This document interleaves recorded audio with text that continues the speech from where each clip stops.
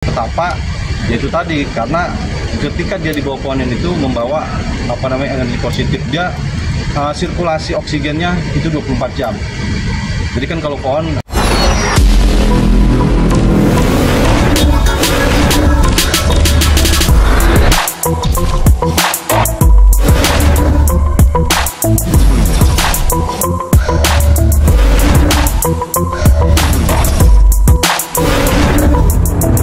bawain dulu ya. Dadah.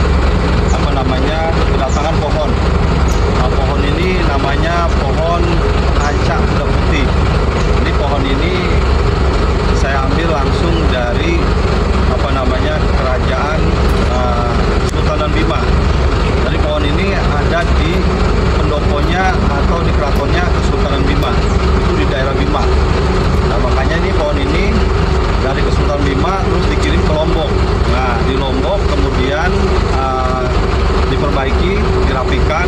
Nah dari situ langsung dari Lombok dibawa ke Jakarta, ke tempat saya ini. Pohonnya tingginya kurang lebih 9 meter, terus lingkar lebarnya itu kurang lebih 9 meter. Jadi pohon ini sangat luar biasa. Jadi ini salah satu pohon yang besar dan raksasa.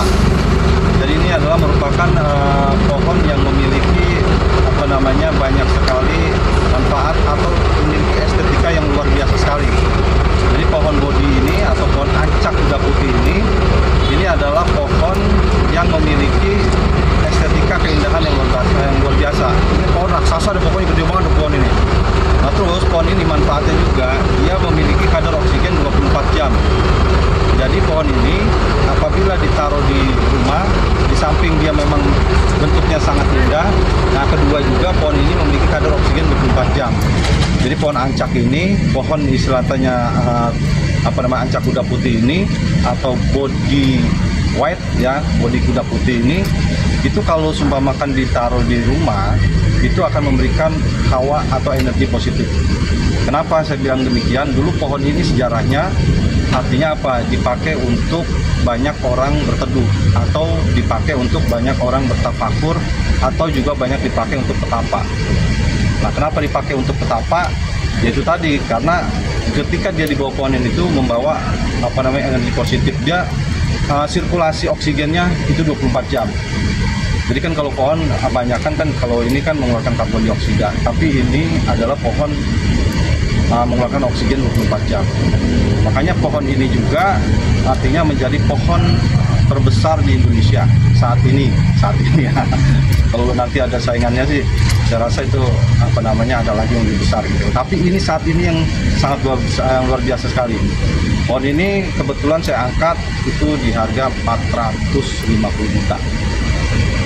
Jadi pohon ini itu saya beli 450 juta. Adapun kemarin sudah ada yang mau nawar-nawar, ada yang sampai 700 juta, 800 juta, saya bilang nggak, saya lepas lah, saya bilang itu. Karena ini pohon ini saya akan taruh di rumah terbaru saya. Jadi ini rumah baru saya itu saya mau taruh pohon ini. Jadi memang istilahnya pohon ini berbeda dengan jenis-jenis pohon yang lainnya seperti pohon pule, seperti pohon Kamboja dan lain-lainnya. Makanya ketika manusia itu kan bersinergi dengan alamnya, kita ini hidup dengan alam. Makanya kalau di dunia ini salah satunya adalah itu tadi, Kalimantan itu banyak pohon-pohon besar. Pohon-pohon itu merupakan paru-paru dunia. Berarti kan pohon ini ada kebaikan untuk manusia untuk memfilter udara. Jadi sebagai filter udara dan juga istilahnya sebagai memberikan manfaat untuk manusia. Jadi kalau pohon ini ditaruh di depan rumah, itu paling tidak membawa suasana yang sangat baik untuk di rumah. Salah satunya adalah karena apa? Rumah adalah surgaku. Jadi berilah pengaruh-pengaruh yang positif. Makanya kalau dulu-dulu tuh di tempat-tempat kerajaan itu selalu ada pohon-pohon besar. Atau wisata di rumah-rumah pejabat itu pasti ada pohon besar. Ya enggak? Atau di rumah-rumah zaman dulu pasti ada pohon-pohon yang ditanam yang besar. Karena apa? Karena memang kadar oksigen atau pengaruh positifnya itu bisa mempengaruhi situasi energi yang ada di rumah. Jadi kalau makan ke energinya bagus, ya enggak, suasananya bagus, otomatis rumah tangganya juga akan semakin nyaman dan juga usahanya juga semakin nyaman dan dampaknya bisa membawa rezeki yang bagus. Jadi itu adalah nilai-nilai daripada pohon tersebut. Nah, pohon ancak Bali ini, ya enggak, ancak kuda putih ini, itu menurut tradisi budaya di daerah Bali maupun juga Lombok, itu daunnya itu dijadikan sebagai media untuk melakukan upacara atau ritualitas, ya, ritualitas.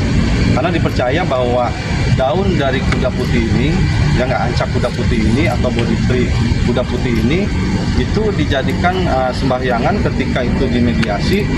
Nah, ya nggak, itu akan menghantarkan apa yang dimediasi ke Tuhan itu sampai ke nirwana. Jadi memang artinya apa? Pohon ini memang sangat langka. Kenapa saya bilang sangat langka? Ya karena jarang ada yang punya, dan ini saya dapatkan juga jauh, misalnya di daerah Bima, itu tepatnya di Kesultanan Bima. Nah, kenapa ini dari Kesultanan Bima melepas pohon itu? Ya nggak, dari keluarga Kesultanan Bima, karena memang pohon tersebut sudah terlalu besar. Jadi sudah terlalu besar, mengganggu rumah. Khawatir makin besar itu akan berdampak kepada pohon tersebut kalau dia patah atau apa segala macam gitu ya.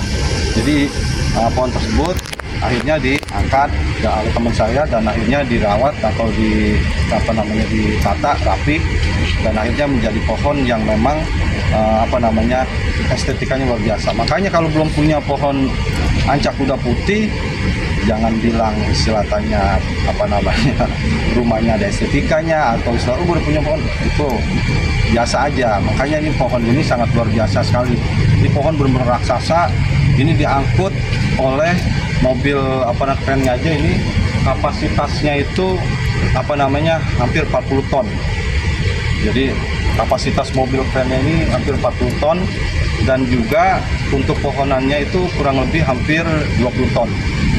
Jadi misalnya seperti apa tuh, nanti kita lihat aja ketika pohon ini datang dan juga nanti diangkut, istilahnya nanti semuanya bisa tahu. Dan ketika nanti dipasang, dia pohonnya itu rantingnya banyak ke atas, tapi memang ini pohon ancak putih ini sama nggak dengan pohon-pohon yang istilahnya body tree yang lain atau juga dengan pohon-pohon beringin atau apa? Berbeda.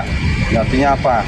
Kalau makan istilahnya pohon body tree atau pohon-pohon yang istilahnya itu memang ada 3 jenis, ya nggak? 1 ada yang hitam, ya nggak?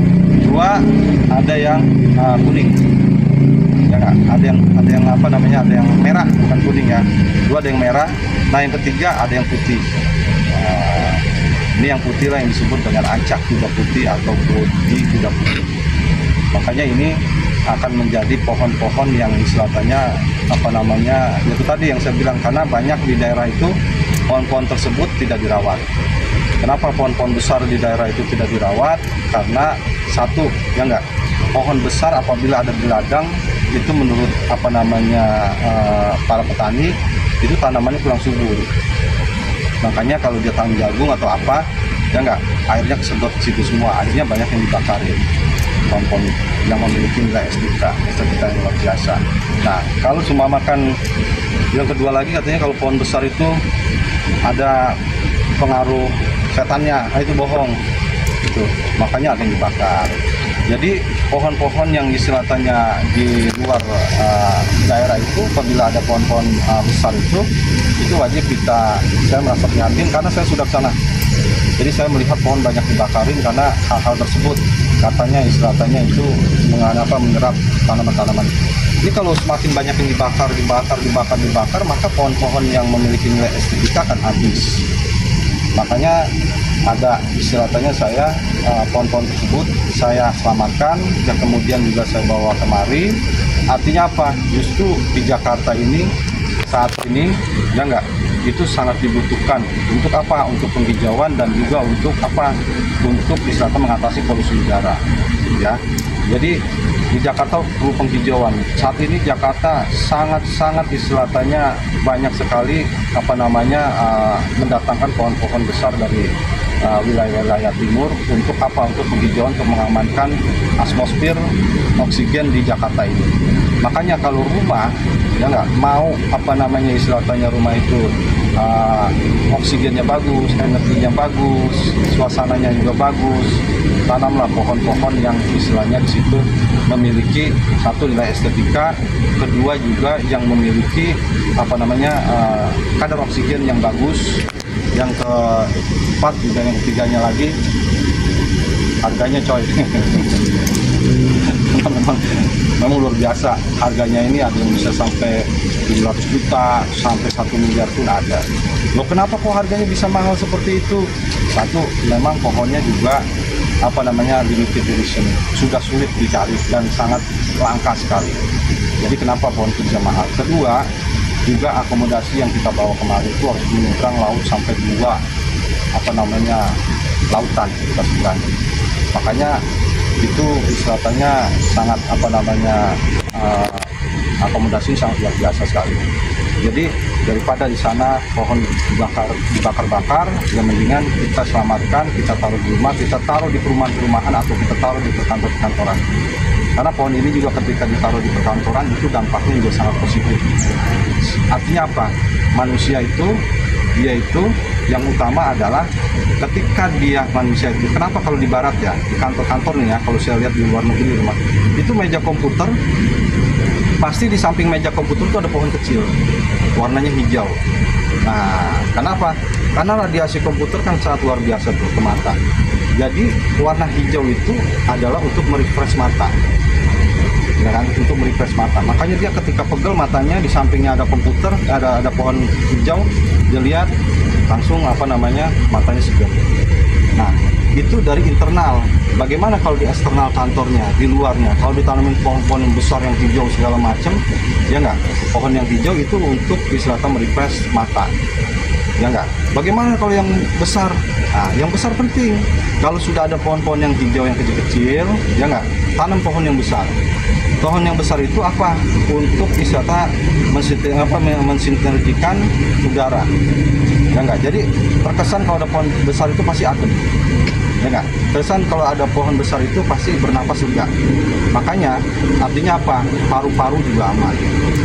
Makanya kalau kita banyak tanam pohon di rumah, apalagi satu kalau yang kecil itu untuk pandangan mata, kedua kalau yang besar itu untuk menjaga paru-paru kita dan juga istilahnya untuk meregenerasi sehingga pertumbuhan sel-sel kebaikan di dalam tubuh kita itu bagus. Jadi tidak ada lagi tuh pohon besar angker, ya enggak? Terus pohon besar itu istilahnya khawatir, nggak usah khawatir takut jatuh atau segala macam. Pohon besar itu yang memiliki estetika itu bisa dipotong cabangnya dan bisa dimodel. Banyak kok. Saat ini kalau kita jalan ke daerah-daerah perumahan-perumahan besar seperti Podomoro segala macam, pasti mereka menginginkan pohonan. Karena apa? Memang secara hukum alamnya gitu kan, hukum alamnya itu kalau ada dalam suatu komplek perumahan atau dalam suatu tempat kampung perumahan segala macam, itu minimal 40% penghijauan baru perumahan atau perkantoran, 40% minimal. Bagus-bagus lagi 60% kalau manusia pengen selamat, ya, selamat dari radikal bebas, selamat dari polusi udara. Karena polusi udara itu akan membuat radikal bebas, ya kan? Akan membuat radikal bebas. Dampaknya polusi udara itu akan membuat radikal bebas kehirup ke kita, ya enggak? Maka banyak bakteri, ya enggak? Banyak kimia yang masuk ke paru-paru kita. Maka umur manusia pun akan semakin pendek. Dan penyakit yang ditimbulkan pun banyak. Ada kanker paru-paru, ada kanker darah, ya enggak? Ada juga stroke dan lain-lainnya. Makanya orang-orang dulu dia punya pohon besar di rumah, kemudian dia sering berteduh di situ. Karena apa? Karena itu untuk merefresh. Dan ini memang sudah menjadi orang-orang Belanda dulu. Jadi orang-orang Belanda dulu ketika ada di Indonesia, dia itu bahkan dia 70% penghijauan. Semua sepanjang jalan Pantura, sepanjang jalan wisata puncak, semua segala macam itu memang kota-kotanya di Jakarta semua tuh 60% penghijauan. Karena apa? Mereka sadar mereka tidak mau mati karena radikal bebas.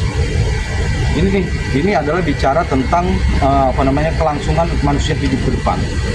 Jadi kenapa IKN juga pindah ke sana? Karena apa? Karena memang di sana itu adalah bisa memberikan kesehatan bagi manusia, dan juga tentunya akan memperpanjang usia manusia dan juga akan mempercerdas peradaban. Jadi pentingnya pohon itu, di samping dia memiliki nilai-nilai yang luar biasa tadi untuk kesehatan, dan juga banyak nilai-nilai yang istilahnya contoh istilahnya dulu Rasulullah SAW, Nabi Muhammad SAW itu selalu bertafakur di bawah pohonan. Bahkan pohonnya aja sampai ribuan tahun masih ada. Kalau kita ke daerah Timur Tengah ada pohon Rasulullah itu sudah mencapai ribuan tahun. Tafakur Rasulullah ada di bawah pohon. Ya. Jadi pohon besar itu sebenarnya kalau kita mau tahu adalah pohon untuk kalau kita itu filtrasi dari pernapasan dan juga meregenerasi sel-sel kita. Sama juga artinya apa di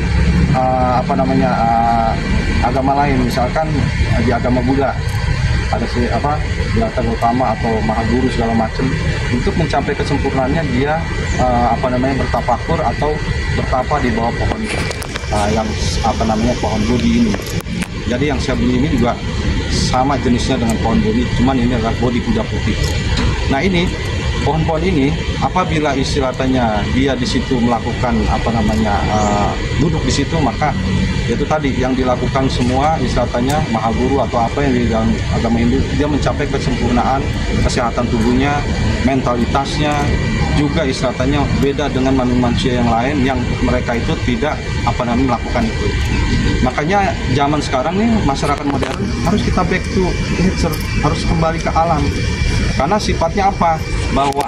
Bahwa istilahnya ini semua adalah alam ya. Alam ini adalah istilahnya hayati. Alam hayati. Jadi kita hidup ini di alam hayati. Apa sih alam hayati itu? Ya alam hayati itu adalah terdiri dari beberapa unsur. 1, udara. 2, pohon-pohon yang hijau. 3, air. 4, tanah. Itu unsur hayati. Sama dengan unsur manusia, ya enggak? Manusia itu istilahnya unsurnya juga hayati. Kita bernapas dengan udara. Nah, udara itu istilahnya bisa sehat apabila ada pohon yang sebagai untuk menetralisirnya. Nah, yang kedua juga kita minum dengan air. Makanya air itu juga diserap oleh tanah tentunya melalui kalau kita minum air gunung rasanya gimana tuh? Enak, seger. pH-nya juga bagus, kadar logamnya nggak ada. Karena apa? Kalau di gunung banyak pohon, sehingga air yang diserap itu semuanya sudah dinetralisir oleh pohon. Maka yang meminum air itu akan tubuhnya akan sehat dan umurnya lebih panjang. Nah, kalau kita di Jakarta yang nyerap apaan? Aspal. Asap. Jadi yang kita minum belum lagi spiteng di mana-mana. Ya enggak? Nah, itu jadi yang kita minum air spiteng, yang kita minum air belum ada resapannya dari konblok dan lain-lainnya. Makanya kalau di depan rumah kita ada pohon, minimal ada pohon, terus juga istilahnya ada taman, itu sama aja kita memberikan resapan air untuk yang kita minum. Nah, makanya yang saya bilang tadi bahwa pohon ini atau manusia ini sama unsurnya dengan alam ini, yaitu ada udara yang kita hirup, ada air yang kita minum, ada juga makanan-makanan yang ditanam di tanah yang kita makan. Makanya kalau manusia sakit, ya enggak, obatnya itu adalah dari alam, obatnya dari hayati. Kita nggak usah jauh-jauh, itu unsur kita tadi ada air, ada tanah, ada angin, ya enggak, ada istilahnya itu semua. Maka kalau kita sakit, carilah pohon-pohonan sebagai obat, ya enggak, carilah akar-akaran sebagai obat. ya nggak? Carilah air yang bisa mengobati, carilah mata air yang bisa mengobati. Karena apa? Saya pernah ada pengalaman, saya punya sakit lambung, ya nggak? Saya punya sakit perut, lambung. Nah, itu saya ketika saya naik ke gunung, di situ ada mata air. Nah, ketika saya minum, itu lambung saya sehat, bahkan sembuh. Nah, makanya ini adalah sebenarnya kalau kita kembali ke situ, kembali lagi kepada metodologi yang saat ini menjadi keresahan masyarakat. Kenapa saya bilang saat ini masyarakat resah? Karena apa? Krisis terhadap pengobatan. Kenapa saya bilang krisis terhadap pengobatan? Manusia zaman sekarang sudah bingung untuk mengobati penyakitnya. Diabetes tidak ada obatnya, stroke tidak ada obatnya, ya enggak? Semua jantung tidak ada obatnya. Karena apa? Karena mereka tidak kembali atau tidak back to nature. Yang sebenarnya obatnya adalah ada di lingkungan mereka, di hayati, yaitu ada tanaman, ada air, ya enggak? Ada akar-akaran. Itu sebenarnya obatnya dari situ itu sudah Allah ciptakan dan juga di rumah mereka. Makanya kalau dulu rumah-rumah dulu tuh suka ada yang namanya apotik hidup. Ada tanaman banyak. Ya enggak, obat-obatan, dan itu sudah diwarisi sejak ribuan tahun. Jadi masyarakat bukan berarti dulu nggak ada penyakit stroke, ada. Bukan berarti dulu nggak ada penyakit yang diabetes, ada. Semua ada penyakit zaman dulu, tapi bisa diminimalisir dengan tanaman-tanaman atau obat-obat yang ada di hayat itu. Jadi penyakit itu sebenarnya nenek moyang kita sudah menemukannya. Sama seperti pohon ancak kuda putih ini atau bodi tree ini yang saya bawa kemari dan saya taruh di rumah saya ini, yaitu salah satunya adalah sebagai pohon untuk kebaikan, ya enggak? Oh, katanya pohon bisa mendatangkan rezeki, apakah benar? Katanya pohon bisa membuat energi positif, apakah benar? Benar. Kalau pikiran Anda tenang, rezeki juga akan banyak. Coba ini rumah udah nggak ada pohonan, beringsang, udah panas segala macam, hawanya juga kita beringsatan. Tahu beringsatan nggak? Setan. Kalau kata Betawi itu apa beringsatan tuh?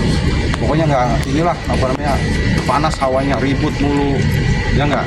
Sama keluarga ribut mulu, anak sakit-sakitan, ya nggak? Terus juga ya semuanya itu ada aja. Jadi itu sebenarnya perlu ada yang namanya netralisir. Makanya pohon besar itu gunanya untuk apa? Untuk menstabilkan energi. Pohon kecil untuk apa? Untuk menstabilkan itu tadi pandangan kita. Jadi perlu orang barat, orang luar negeri itu sudah jauh memikirkan itu. Saya bilang setiap kantor mereka pasti ada di samping laptopnya ada pohonan hijau. Apalagi sekarang konsep bangunan itu semuanya, konsep mall itu semuanya sudah garden. Jadi semuanya menggunakan